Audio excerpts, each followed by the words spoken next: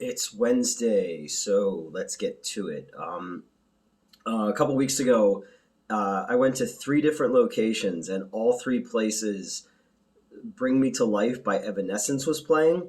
So I said, "Oh, it's the Daredevil song," because that's all I know it as. And people were like, "You should review Daredevil." And I was like, "I should review Daredevil." So I pulled out my Ben Affleck Daredevil bobblehead. I used to have a bunch of shit from this movie, and that's kind of the crux of this review. Is first off, I'm shooting this a week ahead of when it's going to come out. It was 70 degrees last Wednesday. It's 12 today and fucking snowing. I went to go get cat food and shit like that, and it was so fucking cold. So I'm like freezing and my hair's all fucked up, but whatever. I'm not here to impress anybody.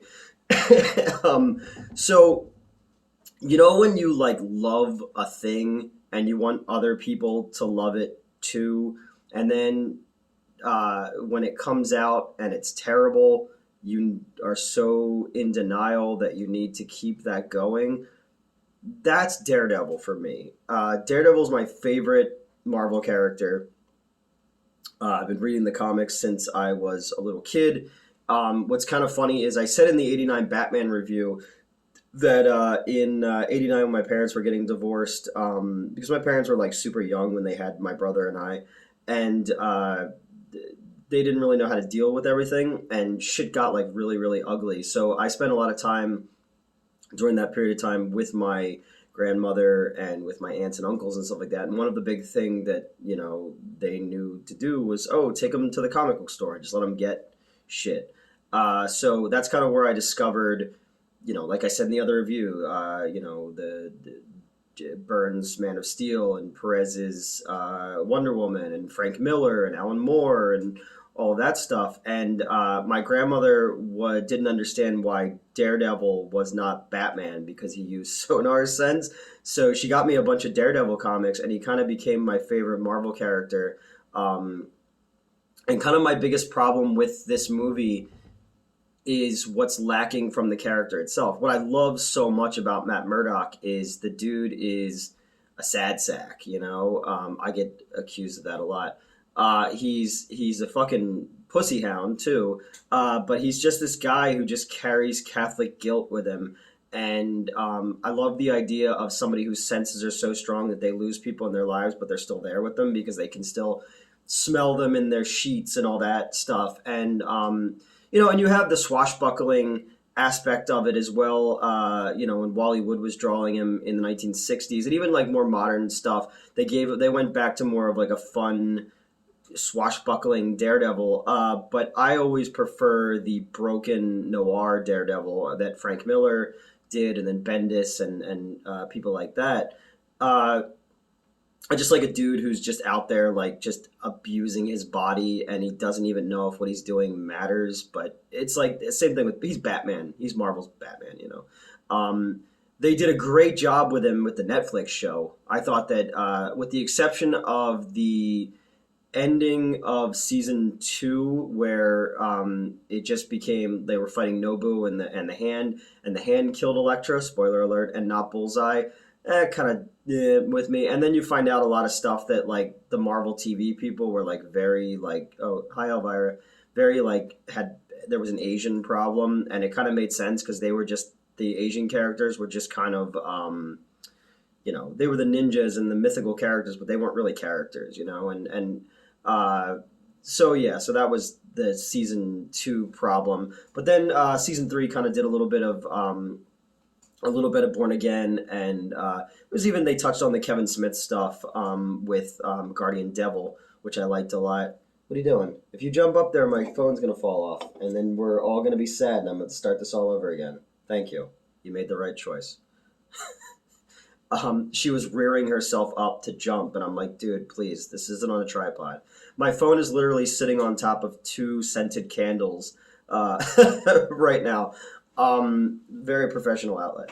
So yeah, so I'm a big Daredevil guy, and I was really excited that the movie was coming out. And again, I'm a big Ben Affleck fan, going back to Kevin Smith movies and all that.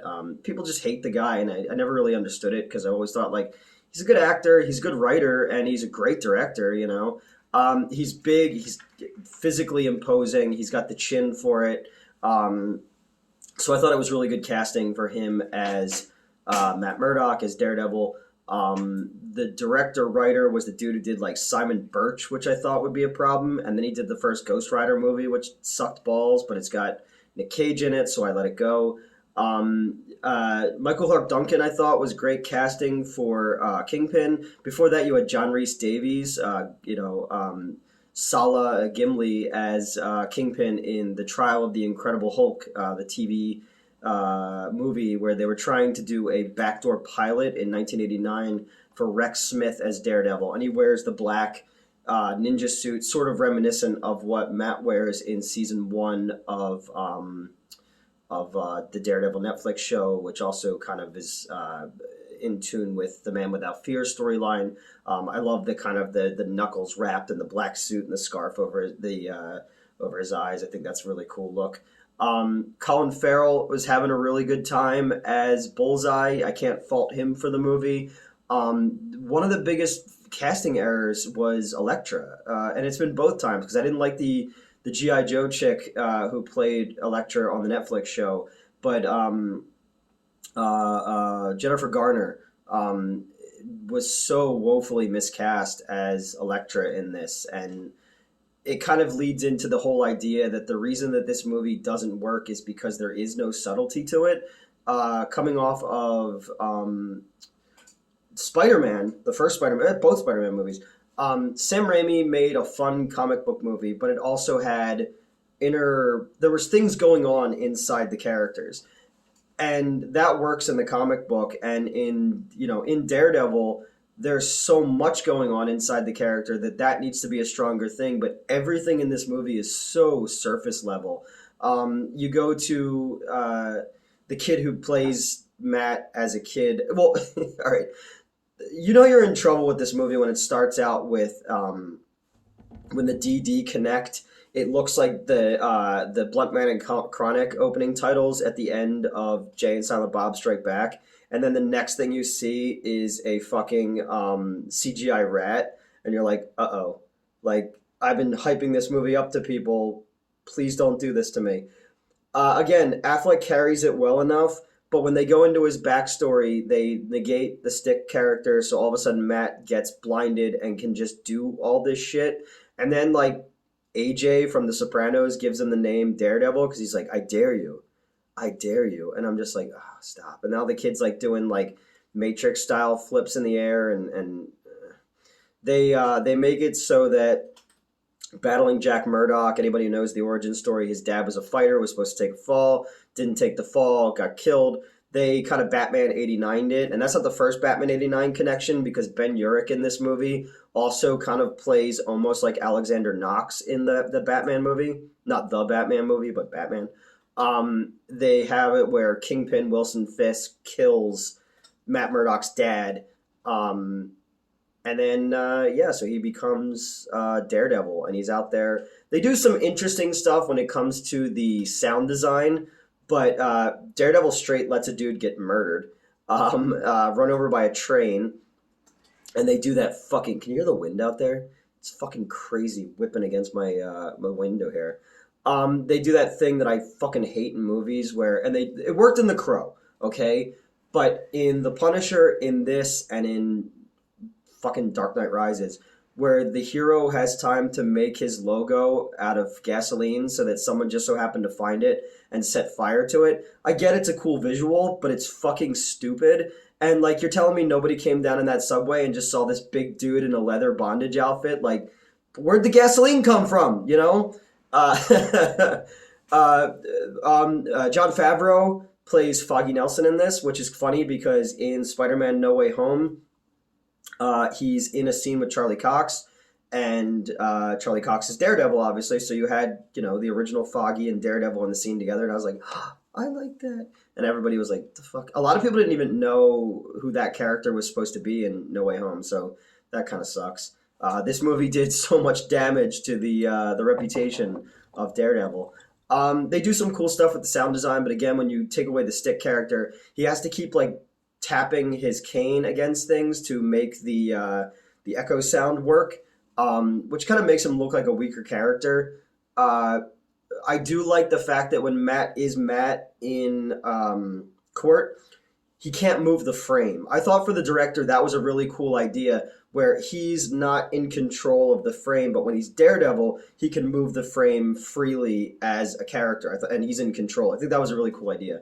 The director's cut is way better. They cut out Coolio. Coolio had a big part. The rapper, Gangster's Fucking Paradise, had a bigger part in it. But they cut all his scenes out. The director's cut answers a lot of questions as to how people knew who the Kingpin was, because at the end he's just like, the word's out on the Kingpin, and I was like, how? Like, it was because Kingpin's assistant, who's the dude who's in Seven, he's like, oh god, he put that thing on me, and he told me to fuck her, and he like rips that chick open with like the penis knife or whatever. He's also in a really fucked up, weird episode of Law and Order Special Victims Unit, where he's a dude who has like some kind of mental disorder where he believes there's aliens in his brain, and he like kidnaps his son. It's pretty fucked up. That guy's in a bunch of shit. He just pops up in things. I don't know his name. I didn't do any research for this. The other thing about the obviousness of everything is they do way too many character callback names like Casada and Kirby and Miller and all this kind of stuff. And I was like, I get it. When it's in the background, it's fine. But this kind of draws attention to it as if Marvel was like, hey, people know who the Hulk is. And that movie came out and didn't do well. All we got is Spider-Man. Please let people know that this is a Marvel thing so that they buy Marvel shit. So they kind of went a little too far on that. But again, it goes back to the lack of subtlety in this movie whatsoever. I like the demeanor, the interaction between Foggy and Matt is great. You could tell a lot of that was probably improv. Their whole thing is Matt doesn't want a client like Kingpin. He wants more, good people, and the people who are good people pay in like fish and sporting supplies. And Jon Favreau is really funny, and he's talking about he thought they were on the set of, he said, this isn't a law firm. It looks like the set of Sanford and Son. I keep waiting for Lamont to walk by. And I was like, that's pretty funny. You get into the whole story of Matt meeting Elektra Nachios, and her father's trying to get out of business with Kingpin. So Kingpin calls in Colin Farrell. Every character is introduced with like super on the nose music too. And this movie's soundtrack is fucking hilarious because it's that early 2000s cock rock. It's just like, forget the two Evanescence songs. There's like so much cock rock in this movie. You're just like, oh my God. And every character has this intro, like, Lap Dance, I think, is the song that's playing when Kingpin's introduced. There's Top of the Morning by House of Pain is when you introduce Bullseye. It's just funny. And so Matt and Elektra start to have a relationship. They do a lot of the things where he can see in the rain and he can see her face, and that's when he knows what she looks like. And that will come in the end with the fight with Kingpin. Her father's the dude from Planet of the Apes, the Tim Burton one. He gets killed by Bullseye, but she blames Daredevil, even though she was there. And she saw that it wasn't Daredevil. But I guess Daredevil couldn't catch his stick thing, his cane, because there was an explosion. Again, going back to if Stick was part of this, if there was more subtlety to the story, those kind of things wouldn't be as big a deal, and we could have an actual story and not just everything being superficial and surface level. Kevin Smith is in it for a scene as Jack Kirby. He's a fucking he works in the morgue, and Kevin Smiths it up. I don't know. It's just not very good, and there are things about it that I like. The costume's terrible. Look at this. The mask is okay, but the rest of the suit, like the fucking the motorcycle outfit, I was just like, at least the Netflix one was like a cool combination of the 90s comic book one, where he went to like the more black armored thing. I thought that was neat. They avoided the yellow. I always liked the yellow Daredevil, I'm not gonna lie. You go into the whole Frank Miller thing where Elektra, after her training montage to Wake Me Up by Evanescence, which again I heard three fucking times in one day and in three different locations, and I was just like, okay, that's fine. My funniest thing about that song is I used to have a when I used to run the movie theater in Pittman, New Jersey. The whole town like shut down at like 6 o'clock at night, and I would always need to get gas early in the morning. And there was a place called USA Gas, and it was owned by like this little Indian guy. And that song came on, and he was washing windshields, and he was like really getting into it and like getting excited. I was just like, Evanescence doesn't even fucking like that song as much as this little guy likes this song. So good for him. Also, there's a song on the soundtrack called "For You," and I used to date a girl named Christy who wanted that to be like our song, and I was like, please don't. I work at a comic book store. I dress like I'm 12. Please don't make our song be fucking from the Ben Affleck Daredevil movie. So I shot that down, but I heard it not too long ago on like satellite radio, and I was like, oh shit, this song's terrible. Um, yeah, Elektra gets killed, like in the Frank Miller storyline. You have the CGI in this movie is also terrible, and this goes back to the idea that Fox, Sony, whatever, should have known that Daredevil is not Spider Man. They wanted a Spider Man movie, and the CGI is terrible. He's like jumping and like grabbing things where his arm would be fucking ripped out of the socket, and like his knees would explode in his legs from those falls. They have a fight where after Elektra's killed, um, he chases down Bullseye into a church, and Bullseye breaks glass and is like catching it and then throwing it, and Daredevil's like leaping backwards and missing. And I get his radar sense could do that, but visually it's just really embarrassing. And then there's just like the most giant fucking pipe organ ever in this little New York church, and they're having a fight where they're jumping up these pipes, and Bullseye's hitting the pipes to make the sound go all crazy. So it's sort of like what they did to Venom in the animated series to make him separate from Peter. He throws Bullseye out the window, and then breaks all of his bones and all that kind of stuff. And that goes into a really cool storyline that Frank Miller wrote, where the entire issue is Bullseye completely in traction after that event, and Matt playing Russian roulette with him, and Bullseye can't do anything because he's completely in traction. And that's a really, really fucking good story because it's like, it's a dude who's a man without fear, but he's a man without hope, and I like that angle of it, of him losing whatever hope he had left, and but knowing in the end that there wasn't a bullet in the gun, just to fuck with Bullseye. I thought that's why Frank Miller is my favorite Daredevil writer, because he lived in New York at that time, and he kind of saw what New York was, and a lot of that came out in his stories. It was even cool, like his first time he uses Kingpin. They have Kingpin drawn very Romita style, and then he lights a cigarette, and with the way the shadow and the light is very Sin City. Now he's a Frank Miller character, and I just thought that was a cool way to kind of transition into this new version of these characters. Elektra, he flat out fucking ripped the character off from the Spirit. Sans Serif is Elektra. The beat for beat, story wise, he just fucking stole that and put it in Daredevil, and it was Elektra. You can go look that up. And then he goes, and now he knows all the shit about Kingpin. He goes to fight Kingpin, and it's super anticlimactic. Kingpin basically beats his ass, and then they break a thing so water comes out, and then he just slides and kicks Kingpin in the legs, and that's it. That's the end. And somehow Elektra's necklace is there, which meaning that she's gonna be back. She got her own movie, and it was way worse than this. But it sucks because they wasted Terrence Stamp as Stick, and they brought in Typhoid Mary into that movie, and I really like the Typhoid Mary character. So yeah, Daredevil's not good, but I defended it, and I still defend it because I love the character Daredevil, and I wanted other people to think he was cool. And then the movie came out, and people were like, "He's not cool." They wanted to do a sequel with with Mr. Fear and the Owl and stuff like that. None of that happened.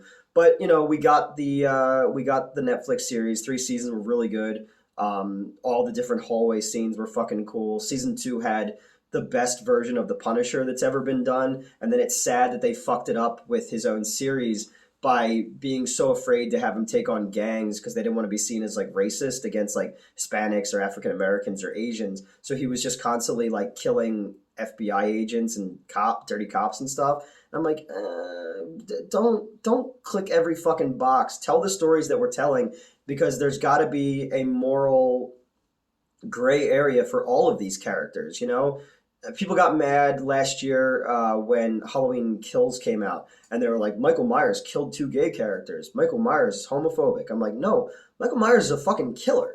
Like that's what he does, and he has it. Everyone has to be even game if you're going to tell stories about all people. Like, yeah, bad things happen to straight people, bad things happen to gay people, bad things happen to white people, black people, Asian people, Indian people. That's what, you know, even in the new Batman movie, people are fucking upset because that gang attacks an Asian man. And I'm just like, it has nothing to do with his race. Everybody's reading too much into this fucking shit. Bad guys do bad stuff. That's what they do. And that's why we need heroes out there. You know, I get angry about everything. But yeah, I'm hoping that because Kingpin came back on Hawkeye and Daredevil was in No Way Home, that maybe we'll get some more Daredevil. And yes, the director's cut of this is a little bit better, but still not much better. But I defend it too because at a specific time and place, I wanted everybody to think Daredevil was as fucking cool as I thought Daredevil was, and didn't work out well. So yeah, I'm gonna turn the heat back on now because it makes a lot of noise in here, and I don't want to do it while I was recording. I'm gonna go listen to some early 2000s cock rock and uh, put on a leather biker outfit. And I don't know how to end these things anymore. All right, goodbye. Like, share, and subscribe. Daredevil, man without fear. I'm the man without beer because this is empty. Have a good one.